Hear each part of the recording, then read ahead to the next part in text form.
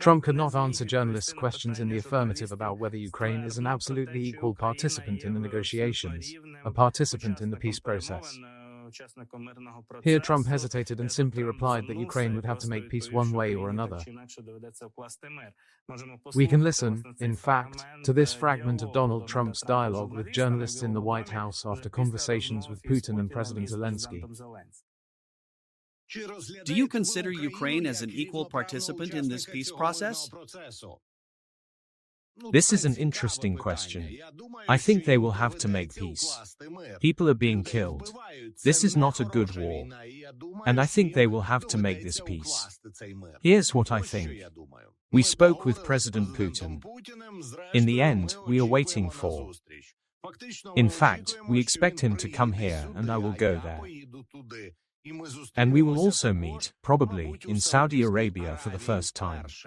Let's see if we can do something. We'll see if we can do anything, but, in fact, Trump claims that he will meet with Putin in Saudi Arabia in the near future, and also expects Putin to come here, that is, to America, as he said from the White House. And Trump is going to go to Russia. Rumors are already circulating that Trump may visit Moscow on May 9th and even attend Putin's parade on Red Square. So far, these are just guesses, let's say, but the fact that Trump was invited to the Russian capital was officially mentioned yesterday by Peskov, just Putin's spokesman. And, in fact, immediately after the conversation with Putin, Donald Trump had a telephone conversation with Ukrainian President Volodymyr Zelensky.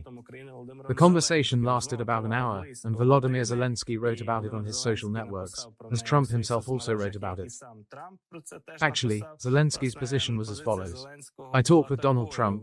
There was a long conversation about the possibilities of achieving peace, about our willingness to work together at the team level, our technological capabilities, drones and other modern industries. I am grateful to President Trump for his interest in what we can do together. We discussed with Iskra Bezant, the U.S. Secretary of the Treasury was in Kyiv yesterday, in preparations for our new agreement on security and economic and resource cooperation. President Trump briefed me on the details of his conversation with Putin. Ukraine wants peace more than anyone else.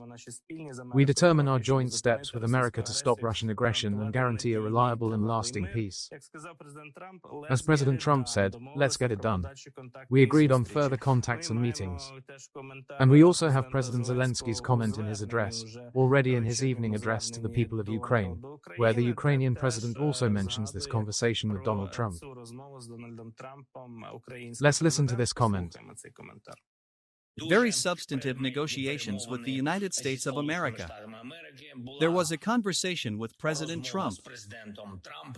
Good conversation, detailed. I am grateful to the President for his sincere interest in our common opportunities, in how we can bring true peace closer together. We had a long conversation. We discussed many diplomatic, military, and economic nuances. And President Trump informed me of what Putin told him. We believe that America's strength is enough to push Russia and Putin to peace together with us, together with all partners. There was also a meeting with the Secretary of the Treasury of the United States, Bezant. We are preparing an agreement that will strengthen our security and give a new impetus to our economic relations. We plan to work out all the details in such a way that already within the framework of the Munich conference and our meeting with American representatives.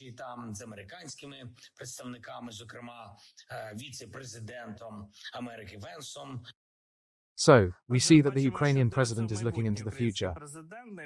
In the near future, he expects a meeting with Vice President under Trump, U.S. Vice President James D. Vance in Munich. During the Munich Security Conference, a meeting of both delegations of Ukraine and the United States will take place. It will be headed from the American side by Vice President D. Vance. And we also know what Trump officials, ministers, members of the government have already said a lot while in Europe about ending Ukraine's war against Russia, about the vision of security guarantees. And these security guarantees, in short, are not given by the United States of Ukraine.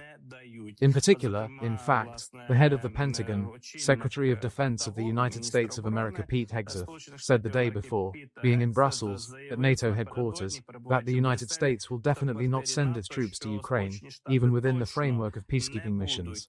You should not even count on this in Ukraine, that security guarantees should be given by European states. And these security guarantees must be provided by European and non-European troops, but not by non-American ones. What does non-European troops mean? This is also an interesting question, because I did not decipher them. I did not decipher this term just for Hegseth. Perhaps he means the troops, I don't know, Belarus, China, and other allies of Russia. We do not rule it out. Absolutely. I don't know. Sircha Hegseth said yesterday that returning to the borders of Ukraine before 2014 is not a realistic goal, in the opinion of the United States and in the opinion of the Trump government. This is also a bell that we should listen to, because the United States will not insist, will not put pressure on Putin to liberate the occupied territories. If President Zelensky says in his address that we will put pressure on Putin together with the United States, so Trump is not going to put pressure on Putin. We can already see this in all the rhetoric of both Trump and his closest associates. The United States also does not believe that Ukraine's membership in NATO is a realistic outcome in negotiated regulation, and any peacekeeping mission in Ukraine should take place outside the NATO format and not fall under Article 5. What should force Russia to stop hostilities?